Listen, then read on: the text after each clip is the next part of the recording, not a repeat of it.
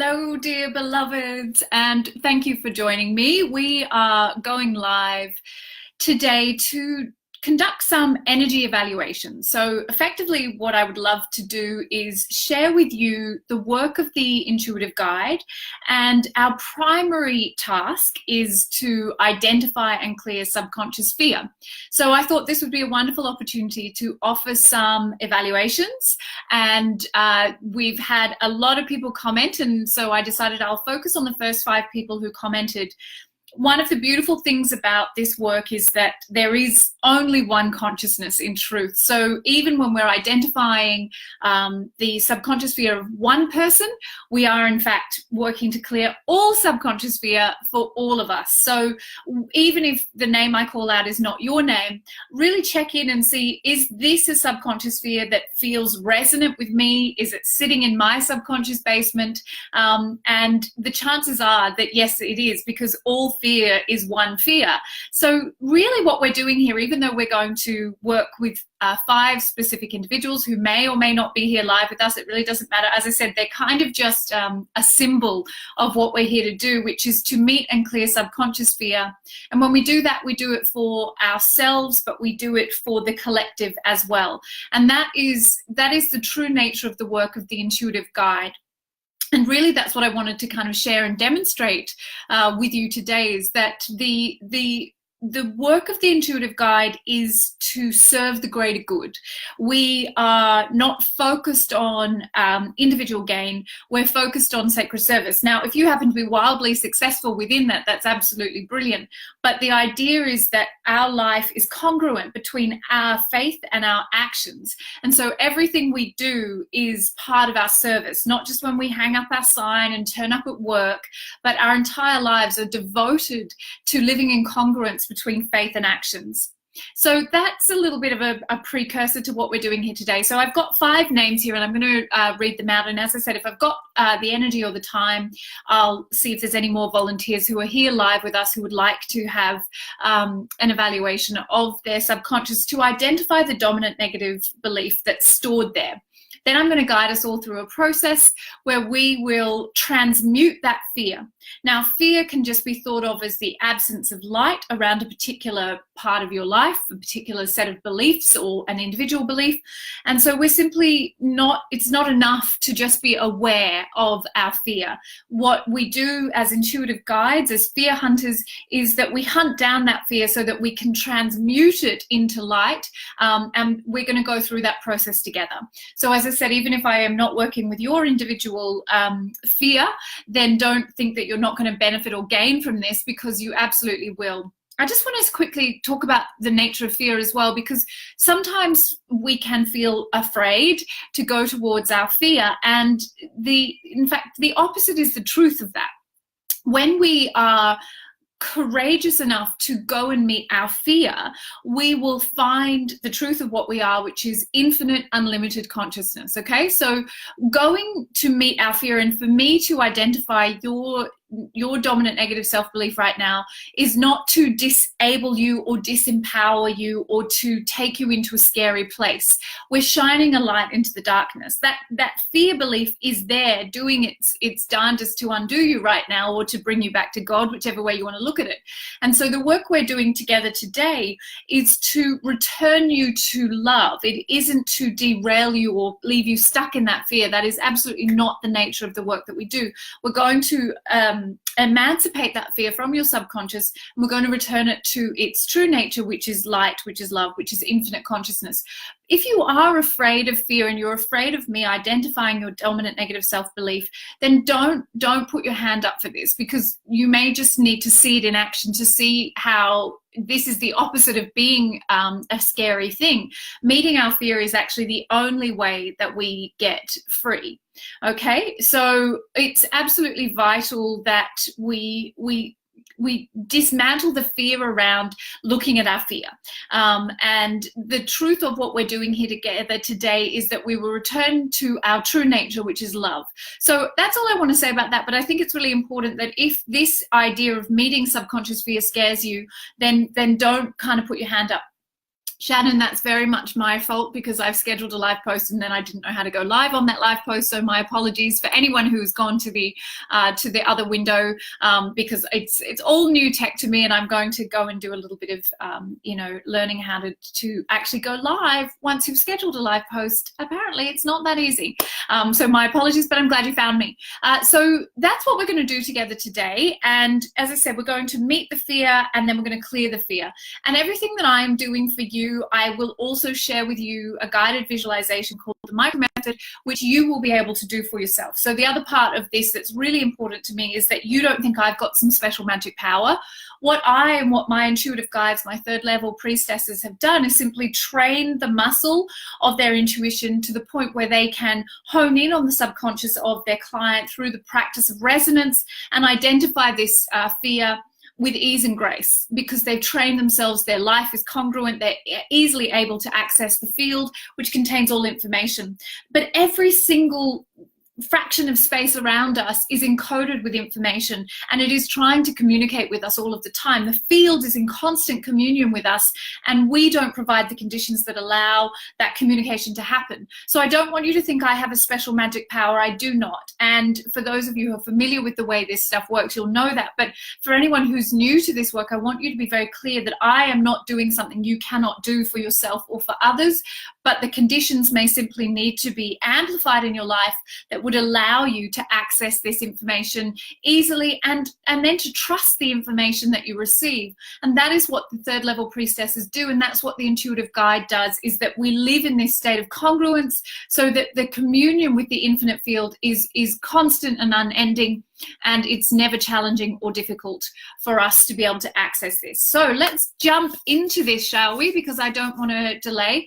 As I said, I'm going to go with the first 5 people who commented on my scheduled post, even though I now can't go live on the scheduled post, because these people become archetypes or microcosms. We're all going to be meeting our fear. Our fears are not actually that different, even though we think they might be. They're archetypal, they're patterns that repeat again and again. But by tuning into each person, I'm giving us all an opportunity to meet that fear within ourselves. And what I want to do is just, I've written down the first 5 names. I don't know if anyone's here live. It doesn't really matter because we're all going to benefit.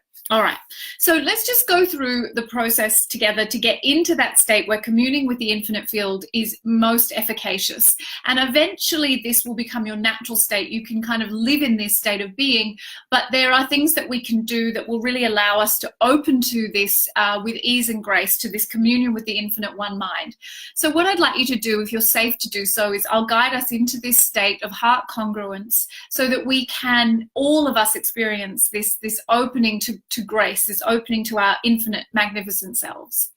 So if you're safe to do so, I'd like you to close down your eyes. If you're in a public space or you don't feel comfortable, then just fix your gaze inwards. You just breathe yourself inwards. Withdraw your attention from the superficial world. But if you can, I invite you to close down your eyes and begin to deepen the breath.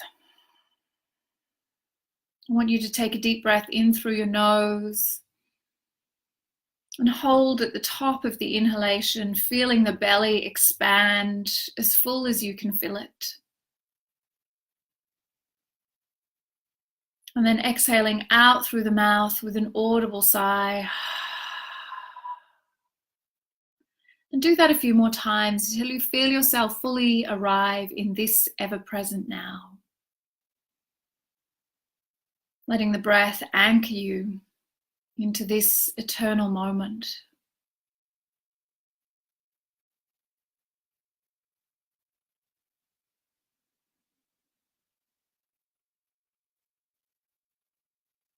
And you're withdrawing your attention from the superficial world by turning your gaze inwards, extending the breath, letting your physiology know, your nervous system know that you're very safe. You're safe to be here, fully present now.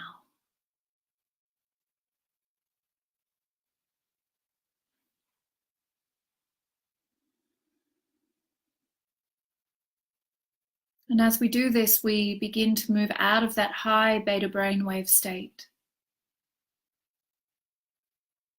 We begin to move into alpha, becoming much more connected to our intuition, creative, receptive, open. We begin to access the brainwave state that allows us to interact with the subconscious.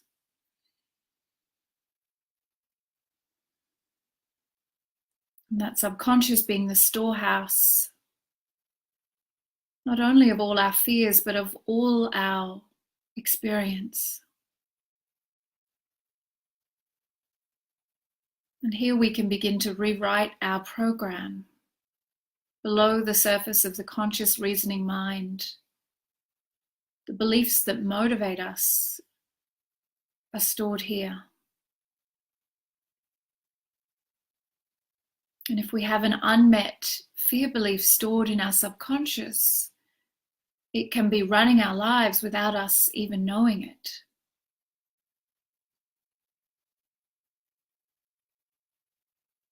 And feeling yourself moving out of that busy doing phase and into this open, receptive state of being.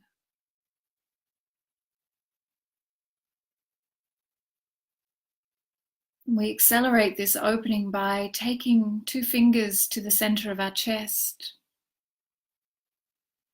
And with this touch, we're signifying to our consciousness that we are deferring to the wisdom of our heart. The heart produces the largest electromagnetic field of any part of the body.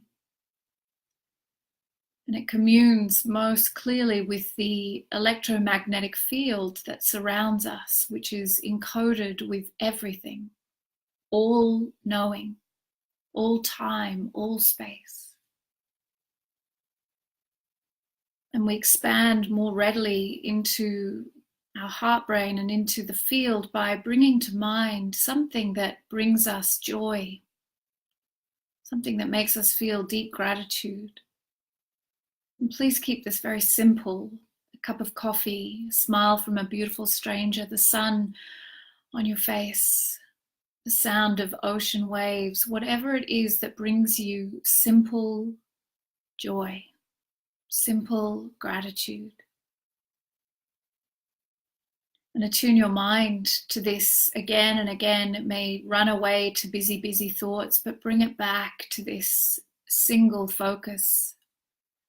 And as you do, you'll notice yourself opening, a feeling of expansion, of lightness entering into your being.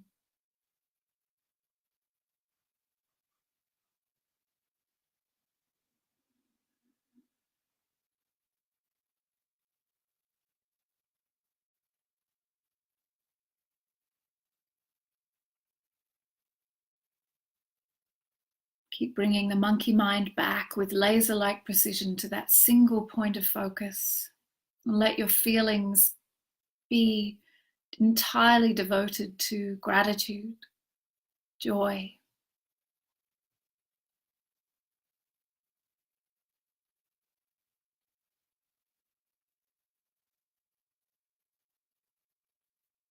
Now lowering your hand to your lap, taking a deep breath in, and you can stay there in that state with your eyes closed if you like, as you listen to the evaluations.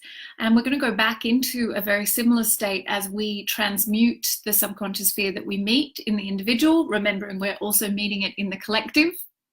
And we're going to now identify the dominant negative self-belief in the first 5 people to comment. And I will begin with, I'll just read out their names. As I said, it doesn't matter if they're here now or they listen back later, or if they never listen, because they have allowed us to catalyze the change in ourselves around whatever fear I identify. So the first name on the list is Harsh Modi.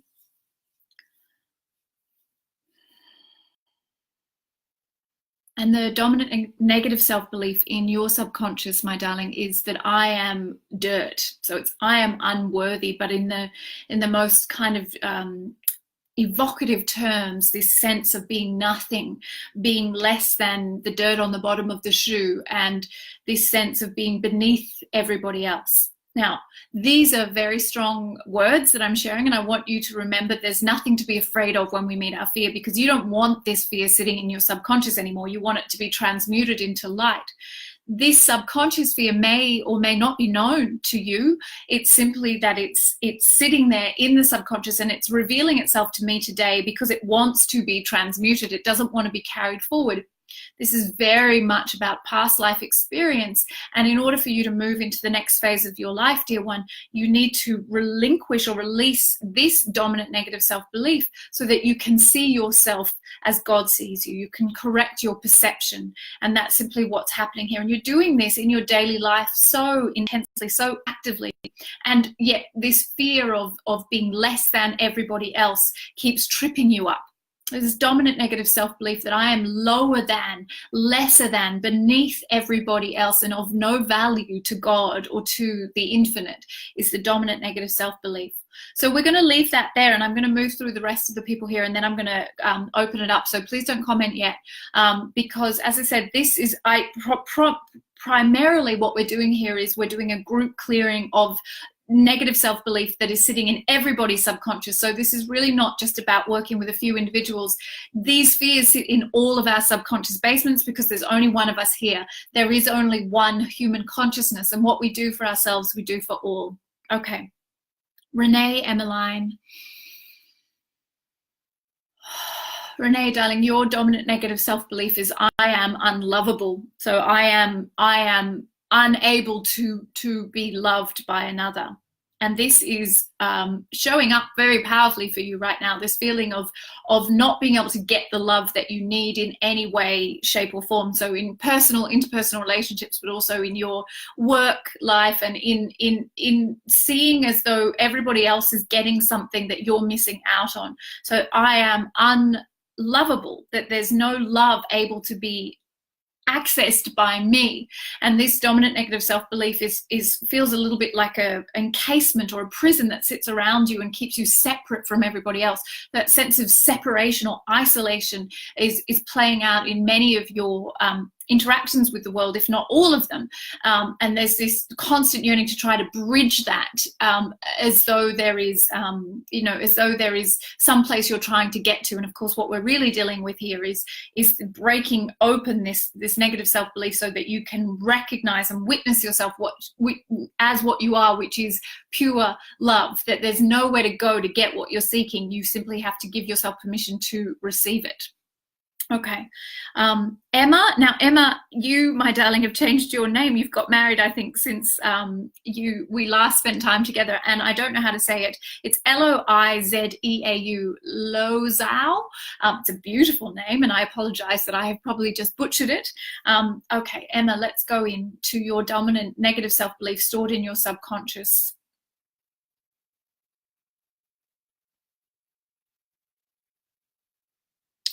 And this dominant negative self-belief is quite, it's completely archetypal. I am not good enough. I am not enough. And this comes up so often. It comes up in women so often. It's so often identified that sometimes we might think, especially as intuitive guides, oh my God, am I just making this stuff up? Because I hear this so often. I am not good enough. I am not enough. And yet this is the archetypal fear that is coming through on the planet at this time to be cleared, because this is so important that we correct our perception again, and we see ourselves as God sees us, and we remind ourselves of what we are. And this plays out in you, my darling, in this pursuit of perfection, of getting it right, of wanting to always be correct so that you cannot be seen as faulty or flawed. And if you were to mess up, that feeling is like a crushing humiliation, because your only protection against this feeling is to try to be perfect. And of course, that pursuit of perfection is egoic, because you are already divine perfection. There's nowhere to go with this other than to recognize that truth.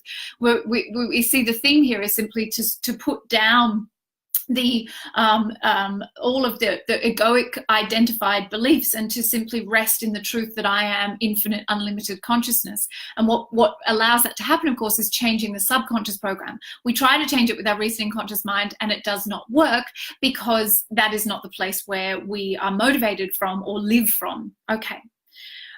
Dear Carly, I know you said you'd be here if you could before a certain time, so I hope you're able to hear this one live. Your dominant negative self-belief housed in your subconscious is, I am poison. Gosh, that's an interesting one. That's not language that I have heard before.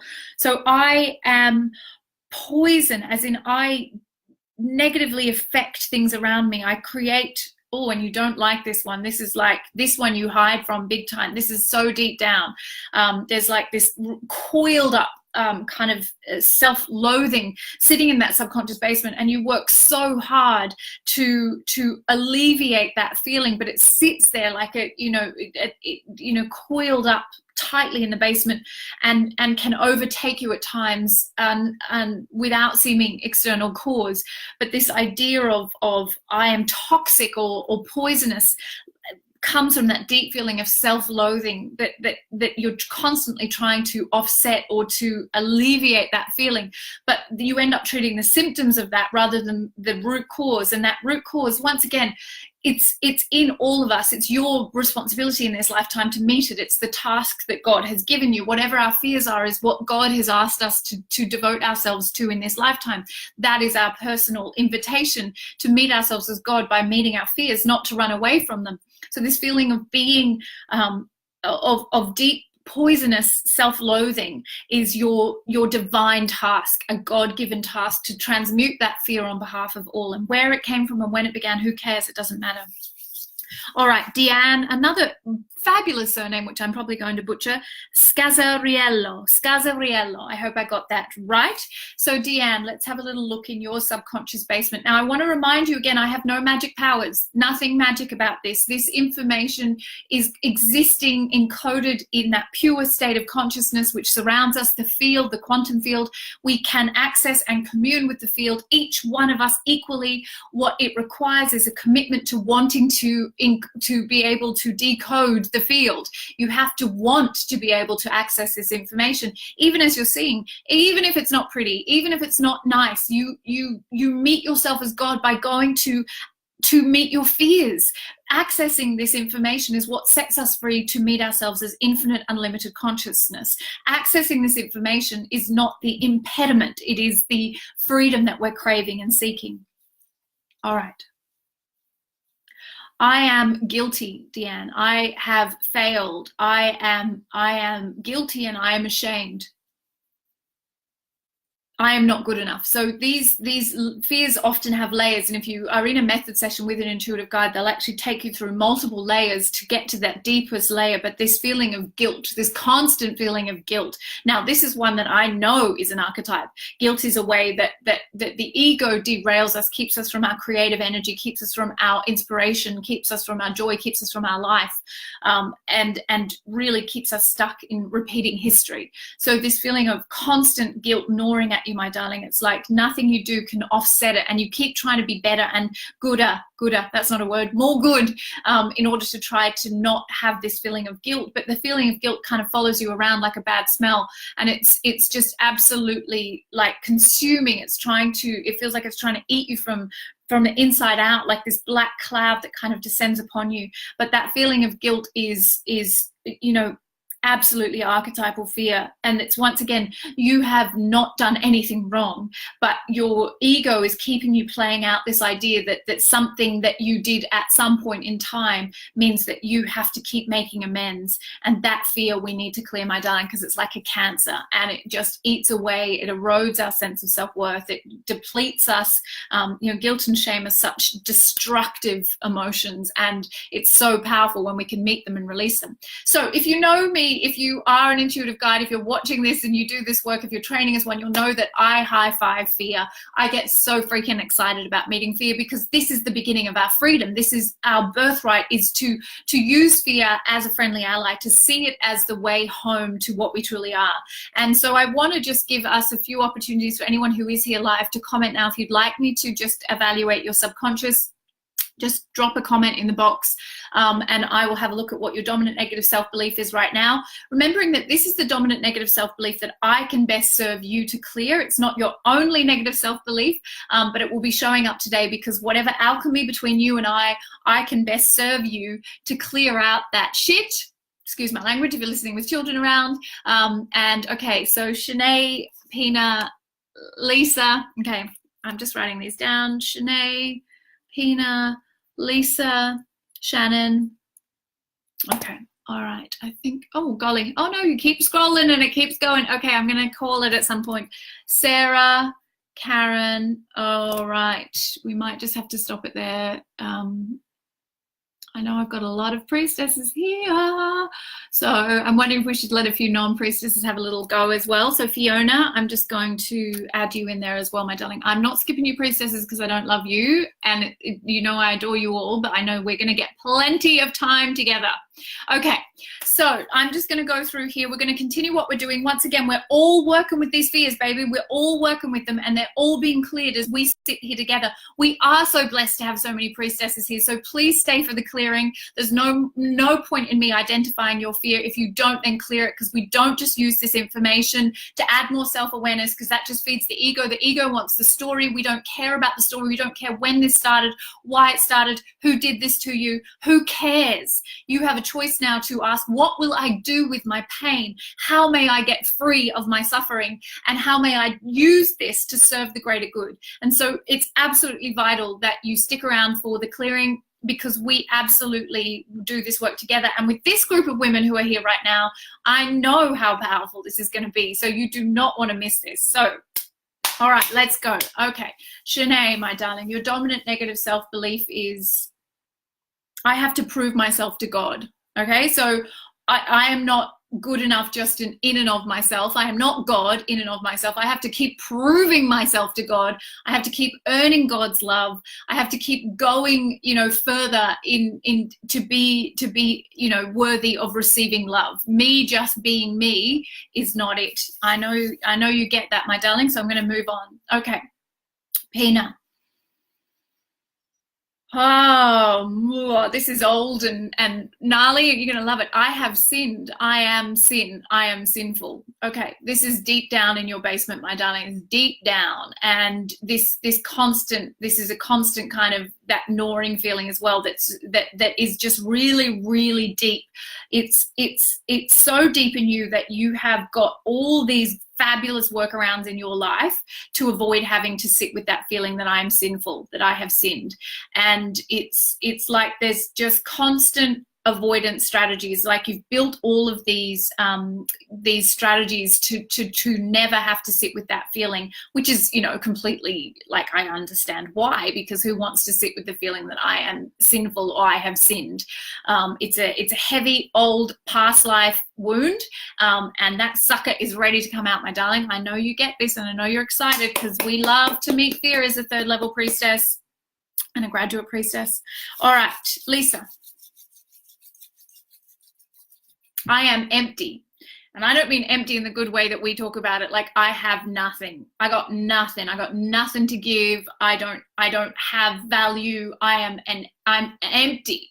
So I'm constantly looking for things to try to fill up that feeling of emptiness, because I'm afraid that it's not actually pure potential or the void, but it's actually just absence of anything. And therefore my value is meaningless. Therefore I have nothing. I've got nothing to give.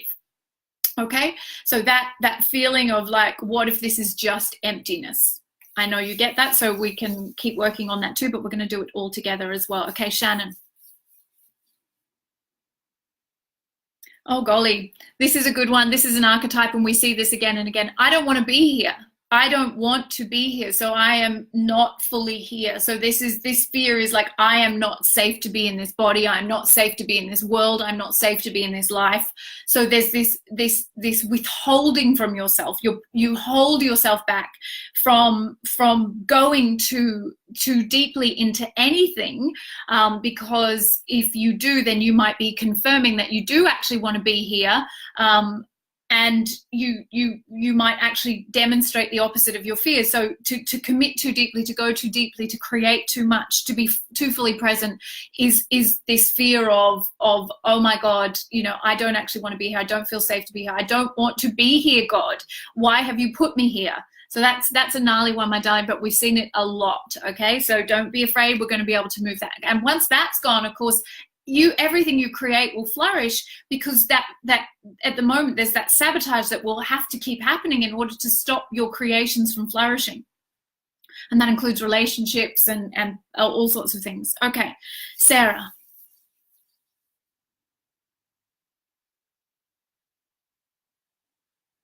I like it when we meet a sneaky one. So there's like this flash appeared, and then it's like it immediately curled in on itself. And this is often when the ego, this happens often in people who are on the path and do the work. The saboteur archetype gets really sneaky and clever, and it does not want these fears to go. So the obvious fears are like cleared. You've done lots and lots of work, and the obvious fears are really clear. So then when it gets to, you know, the really deep layers of fear, the saboteur shadow archetype will be so clever at being able to mask and manipulate, but we're not listening to that. We're going deeper.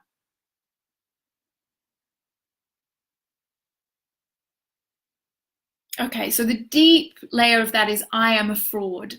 And this is definitely past life. So this feeling of being fraudulent, because as you went to God, as you got closer to God, you felt a sense of rejection by God. So when there's a very clear past life showing up, but when you looked around to your community and you were like, I am a vehicle for God in the world, and it was like you were tested, and in that testing you failed in their eyes. And so there's this fear took hold in your base chakra, in the basement, not the base chakra, the basement, the subconscious basement, and it probably is sitting in the base chakra, of I will be perceived as a fraud. So there's this constant battle of trying to prove that you're not a fraud, even though you don't believe that you're a fraud in this lifetime, because of that past life fear, this constant feeling of like someone's trying to find a way to undermine you. So you're like this constant fear that someone's going to try to undo you, because this is what happened in that lifetime. And it feels like God failed you, even though that wasn't what happened. That was your experience in that lifetime. Okay. Karen. Okay, this one is just like, what, neon light. I'm not God. I am not God.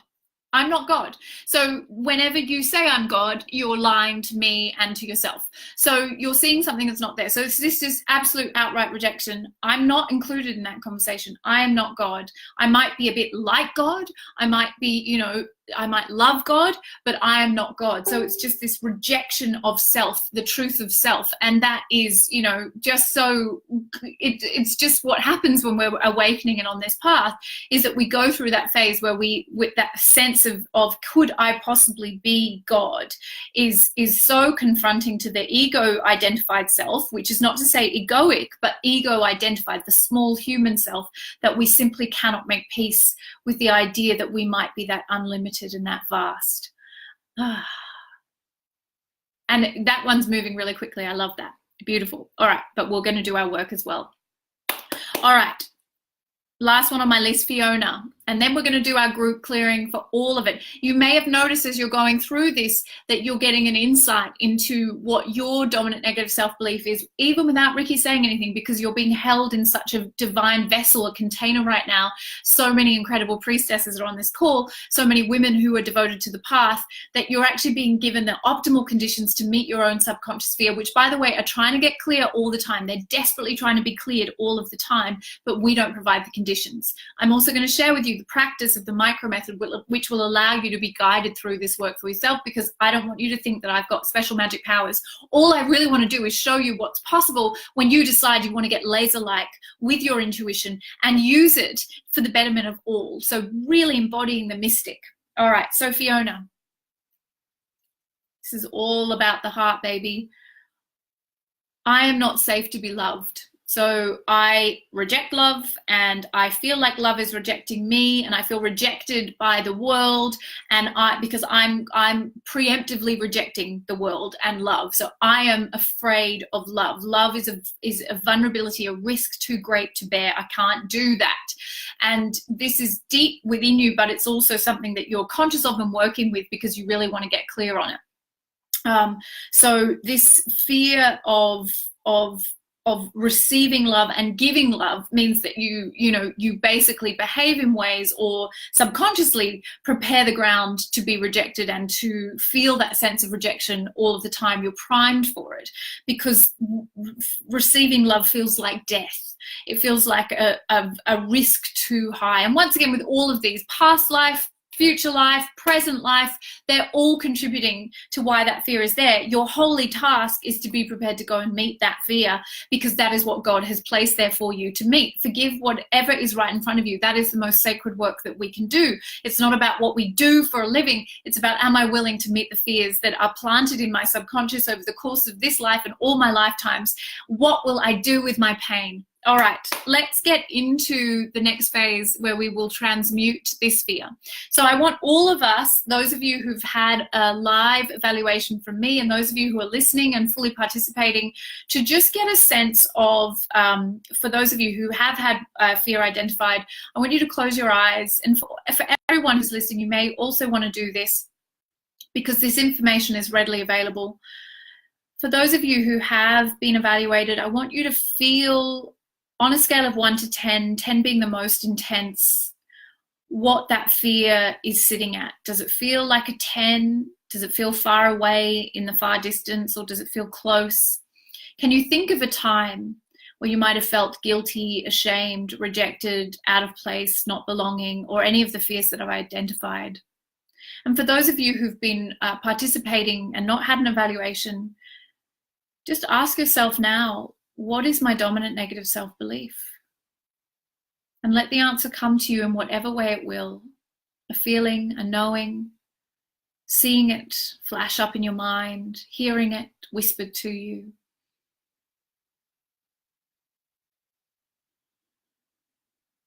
And rate that fear that you've just identified.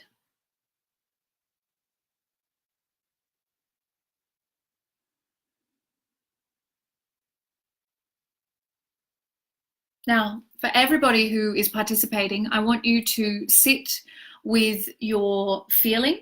It doesn't matter what the number is, just sit with the feeling of the fear, sit with the discomfort that you've identified or I've identified with you and on your behalf. Don't try and push it away, just stay with it. You can share that number if you like, or you can just keep it in your mind, but just stay with the feeling and stay with your breath.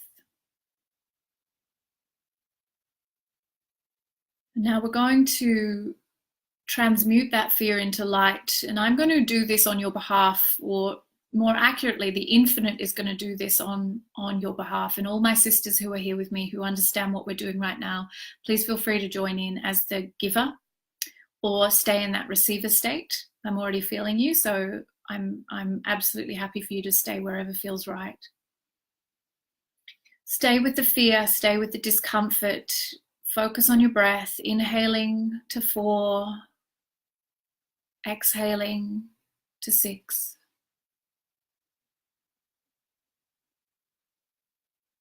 And I'm holding you, those who are here now and those who will listen back later. And God, or infinite consciousness, is holding me.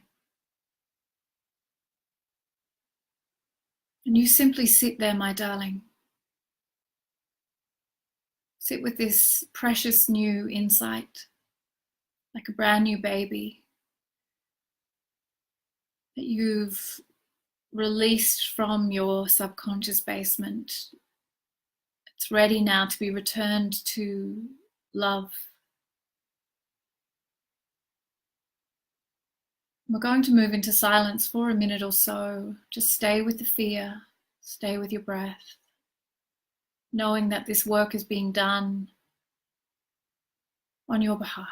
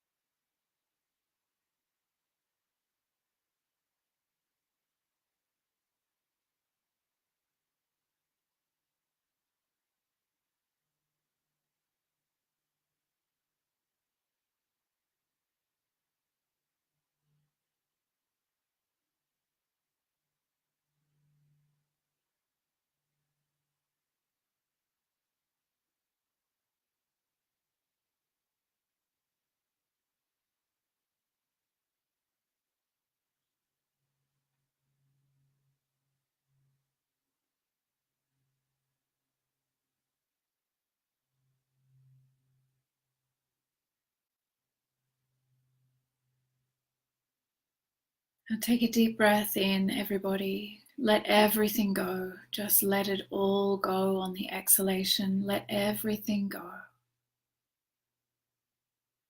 Take another deep breath in and do the same thing.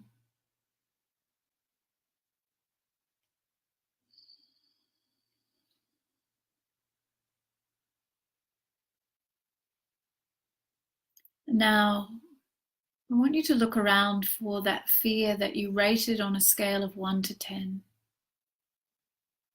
When you find it, if you find it, give yourself a number for what you're feeling now.